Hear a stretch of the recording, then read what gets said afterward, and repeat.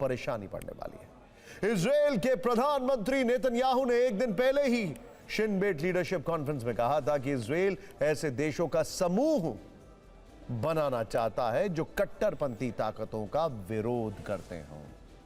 और ये सभी जानते हैं कि पाकिस्तान लंबे वक्त से नेटो की तर्ज पर इस्लामिक देशों का ग्रुप बनाना चाहता है और इसमें उसे तुर्की का साथ भी है। लेकिन भारत और इजराइल ऐसे प्लान पर काम कर रहे हैं जिसमें 6 देश साथ आकर पाकिस्तान, तुर्की जैसे कट्टरपंथी देशों को करारा जवाब देंगे। इसीलिए भारत इजराइल के हेक्सागन प्लान से शाहबाज और एर्दोगान का परेशान होना तय है। अब बात उन 6 देशों की जो हेक्सागन गठबंधन बना सकते हैं।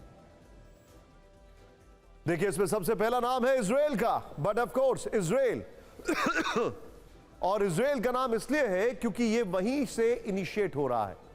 ध्यान से देखिएगा, इजराइल इस रणनीति का केंद्र है, टेक्नोलॉजी और रक्षा सहयोग का हब है, वो भी आज के ऐसे दौर में जब हालात बड़े तेजी से तब्दील हो रहे हैं, उसके दरमियान भी यहां पर। फिर दूसरे नंबर पर है भारत। भारत हिंद महासागर की बड़ी शक्ति है। भारत को रक्षा के साथ इंडो अब्राहम सहयोग की कड़ी माना जाता है। तीसरे नंबर पर है यूएई। 2020 में हुए ऐतिहासिक कूटनीतिक अब्राहम समझौते के बाद इजराइल का सबसे प्रमुख अरब साझेदार। अब्राहम समझौते को अब्राहम एकॉर्ड के नाम से जाना जाता है, जिसकी मध्यस्थता खुद अमेरिका ने की थी। चौथा देश है ग्रीस। ध्यान से देखिएगा, ग्रीस पूर्वी भूमध्य सागर में इजराइल का सहयोगी यूरोपीय देश है और तुर्की का कट्टर दुश्मन देश भी है। पांचवा देश है साइप्रस। यह ऊर्जा और नेवल कोऑपरेशन में अहम भूमिका निभाने वाला अफ्रीकी देश है। छठा देश है अमेरिका। अमेरिका इस अलायंस के लिए डिफेंस सिक्योरिटी के साथ बड़ा मिलिट्री सपोर्ट देने वाला देश है। वैसे पीएम मोदी की इजराइल यात्रा से ठीक एक दिन पहले पाकिस्तान की संसद में प्रस्ताव पारित कर इस गठबंधन की निंदा की गई है। पाकिस्तान के नेताओं ने इसे इस्लामिक देशों की संप्रभुता पर हमला बताया है। पाकिस्तान को यह भी डर है कि अगर हेक्सागन अलायंस बन गया तो एशिया में पाकिस्तान के खिलाफ इजराइल भी खड़ा हो जाएगा। दरअसल ये पाकिस्तान और तुर्की जैसे देशों के मुस्लिम नेटो वाले ख्वाब को बड़ी चुनौती है। हेक्सागन अलायंस में भारत, इजराइल के साथ अमेरिका और अरब देश आ सकते हैं। इससे खुफिया सहयोग बढ़ेगा, रक्षा सहयोग बढ़ेगा और टेक्नोलॉजी शेयरिंग भी होगी। शाहबाज और एर्दोगान असल में कट्टरपंथी देशों का मिलिट्री अलायंस बनाना चाहते हैं, जबकि इजराइल और भारत मिलकर एक ऐसे गठबंधन के बारे में सोच रहे हैं जिसमें समग्र विकास और डिफेंस साझेदारी हो। इन दोनों ही अलायंस में जमीन आसमान का फर्क है। देखिए, मुस्लिम नेटो का आधार धार्मिक और वैचारिक एकजुटता है, जबकि हेक्सागन अलायंस का फोकस रणनीतिक, आर्थिक और टेक्नोलॉजी सहयोग पर है। मुस्लिम नेटो के सदस्य देश सिर्फ इस्लामिक होंगे, जबकि हेक्सागन अलायंस में भारत, इजराइल, अरब और अफ्रीकी देशों के साथ अमेरिका आ सकता है। मुस्लिम नेटो सिर्फ एक राजनीतिक मंच है जहां एजेंडे और प्रोपेगेंडा होंगे, जबकि हेक्सागन अलायंस में इंटेलिजेंस के साथ मिलिट्री शेयरिंग भी होगी। मुस्लिम नेटो का क्षेत्रीय प्रभाव सीमित है, जबकि हेक्सागन अलायंस से यूरोप से लेकर एशिया तक कनेक्टिविटी बढ़ेगी।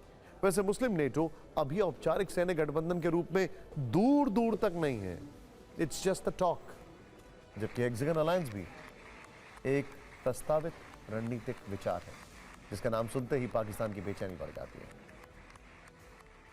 This is a bond of real friendship. Great friend, my great friend. בשיתוף פעולה ביטחוני. רוצה להגיד משהו על המדיני. בחזון שאני רואה בנגד עיניי, אנחנו נייצר מערכת שלמה, בעצם מין משושה של בריתות סביב ובתוך הים התיכון, בתוך המזרח התיכון. זה כולל את הודו, זה כולל מדינות ערביות, זה כולל גם את מדינות אפריקניות וגם מדינות בים התיכון. We have an ongoing defense cooperation, very unique and strong between the two states, which is very important for both of us. As I said before, because of the mutual challenges that we're both facing. Now, during this specific visit of Prime Minister Narendra Modi ji, we plan to expand this agreement in order to focus on specific topics. मैं सीधे चलूंगा यहां पर। Ambassador Mahesh Sachdev मेरे साथ हैं। Sir, hexagon alliance और hexagon alliance में मैं 3 कंट्रीज का रोल ज्यादा देख रहा हूं, अमेरिका, इजराइल और भारत। और हेक्सागन अलायंस का जो रेंज होगी या जो ड्राफ्ट होगा आपका उस पर क्या असेसमेंट है? Nothing is on paper, but आपका असेसमेंट क्या है? Where is it heading? What is the road map ahead? Nishant, इसके बारे में कुछ कहने से पहले मैं आपको इजराइल के झंडे की तरफ ले जाना चाहूँगा। इसके केंद्र में वही हेक्सागन है जिसकी कि आप बात कर रहे हैं। तो ये भावुकता और बुद्धिमत्ता का एक अच्छा मिश्रण है जो कि नेतन्याहू साहब ने जिसका आविष्कार किया है और जिसका इस्तेमाल वो कर रहे हैं ये दिखाने के लिए कि उनकी नीतियों से जो इजराइल के अलग थलग होने की जिम्मेवारी आती है उससे वो अलग हो गए हैं।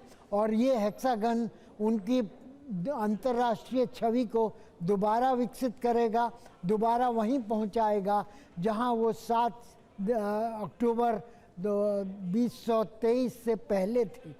और उनको इस साल के अंत से पहले चुनाव का सामना करना है और इस समय उनके लिए ये जो समय है वो काफ़ी दुष्कर है।